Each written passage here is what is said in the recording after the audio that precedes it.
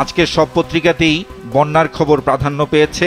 বন্যা কবলিত এলাকায় মানুষের দুর্ভোগের নানা ছবিও পত্রিকাগুলোতে গুরুত্ব সহকারে ছাপা হয়েছে।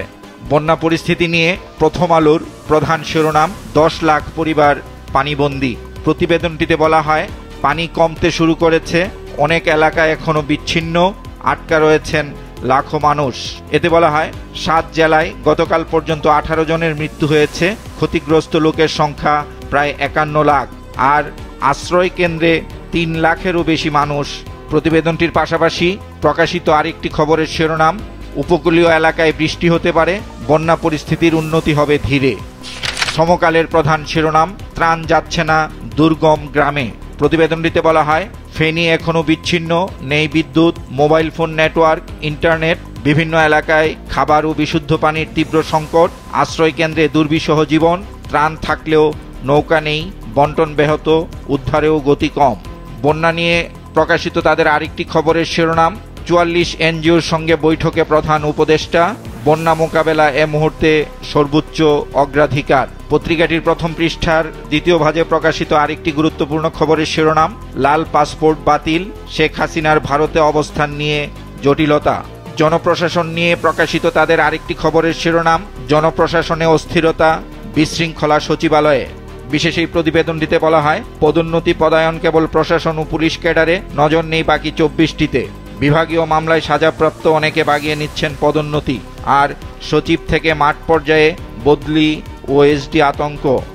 যুগান্তরের প্রধান শিরোনাম, প্রত্যন্ত অঞ্চলে ত্রাণের হাহাকার। প্রতিবেদনটিতে বলা হয়, বন্যা কবলিত এলাকায় সড়ক যোগাযোগ বিচ্ছিন্ন, নৌযানের অভাব ও সমন্বয়হীনতার কারণে দূর দূরান্তে খাবার ও বিশুদ্ধ পানি পৌঁছানো যাচ্ছে না, অনেক এলাকায় ছড়িয়ে পড়েছে পানিবাহিত নানা রোগ। পত্রিকাটির শেষ পৃষ্ঠায় প্রকাশিত আরেকটি গুরুত্বপূর্ণ খবরের শিরোনাম, এলএনজি টার্মিনাল বন্ধ 3 মাস, সামিটের ক্যাপাসিটি চার্জ দাবি 270 কোটি টাকা। বিশেষ এই প্রতিবেদনটিতে বলা হয়, বিশেষ ক্ষমতা আইনে টেন্ডার ও যাচাই বাছাই ছাড়া কাজ দেওয়া হয় সামিটকে। কালের কণ্ঠের প্রধান শিরোনাম, বন্যায় ক্ষতিগ্রস্ত 50 লাখ, মৃত্যু 18। প্রতিবেদনটিতে বলা হয়, 77টি উপজেলায় 587 ইউনিয়ন ও পৌরসভা প্লাবিত, চিকিৎসা সেবা দিতে 70টি মেডিকেল টিম চালু হয়েছে, আর বৃষ্টিপাত ও নদ নদীর পানি কমায় পরিস্থিতি উন্নতির দিকে।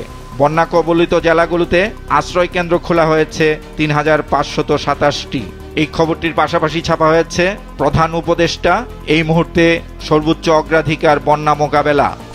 দেশ রূপান্তরের প্রধান শিরোনাম, কমছে পানি, বাড়ছে হাহাকার। প্রতিবেদনটিতে বলা হয়, ত্রাণ যাচ্ছে না দুর্গম এলাকায়, এখনো পানিবন্দী 10 লাখ পরিবার। এই খবরটির পাশাপাশি প্রকাশিত আরও 2টি সংবাদের শিরোনাম, ত্রাণে ব্যাপক সাড়া, বিতরণে সংকট, 3 দিন ধরে ছাদে 11 জন, সঙ্গে 1 লিটার পানি। দৈনিক কালবেলার প্রধান শিরোনাম, বিচারপতি মানিকের দখলে 900 কোটি টাকার জমি। বিশেষ এই প্রতিবেদনটিতে বলা হয়, এই বিচারপতি অনেক বিতর্কিত কাণ্ড ঘটিয়েছেন, যাকে খুশি আদালতে ডেকে করতেন অপমান, বিজনেস ক্লাসে বসতে না পেরে বিমানে তুলকালাম, সরকারি বাড়িতে থেকে ভাড়া না দেওয়া, আর টক শোতে উপস্থাপিকার সঙ্গে অশোভন আচরণ এর মধ্যে উল্লেখযোগ্য। বন্যার খবর ছাড়াও পত্রিকাটিতে প্রকাশিত আরেকটি গুরুত্বপূর্ণ খবরের শিরোনাম, মহাবিপাকে পাঠ্য বই ছাপা। এতে বলা হয়, বইয়ের প্রচ্ছদ ও বিষয়বস্তু বদল হতে পারে, আর পরীক্ষাভিত্তিক পুরনো শিক্ষাক্রমেই ফেরত যাচ্ছে অন্তর্বর্তীকালীন সরকার। বাংলাদেশ প্রতিদিনের প্রধান শিরোনাম, লড়াই বানভাসী মানুষের। প্রতিবেদনটিতে বলা হয়, ফেনীতে কোথাও উন্নতি, কোথাও অবনতি, পানি কমছে হবিগঞ্জ, ব্রাহ্মণবাড়িয়া, খাগড়াছড়িতে, অনেক জায়গায় পৌঁছায়নি ত্রাণ, 11 জেলায় ক্ষতিগ্রস্ত 49,38,159 ব্যক্তি, আশ্রয় কেন্দ্রে 2,84,888 জন, আর কাজ করছে 70টি মেডিকেল টিম, উদ্ধার তৎপরতাও চলছে। দ্য ডেইলি স্টারের প্রধান শিরোনাম, millions cut off without food power, situation dire in Feni, Noakhali, Comilla, many flood shelters overcrowded. প্রতিবেদনটিতে বলা হয়, বন্যা কবলিত এলাকায় লাখ লাখ মানুষ বিদ্যুৎ বিচ্ছিন্ন অবস্থায় আছেন, ত্রাণ সামগ্রী না পৌঁছায় অনেকে খাদ্য সামগ্রী সংকটেও ভুগছেন। আর বন্যা কবলিত এলাকাগুলোর মধ্যে ফেনী, নোয়াখালী ও কুমিল্লার অবস্থা খুবই খারাপ। বিভিন্ন আশ্রয় কেন্দ্রে লোকজনের আর জায়গা হচ্ছে না। প্রতিবেদনটির পাশাপাশি প্রকাশিত ছবিতে দেখা যায়, কোমর পানি ভেঙে বন্যা কবলিত লোকজন বিভিন্ন আশ্রয় কেন্দ্রে যাচ্ছেন।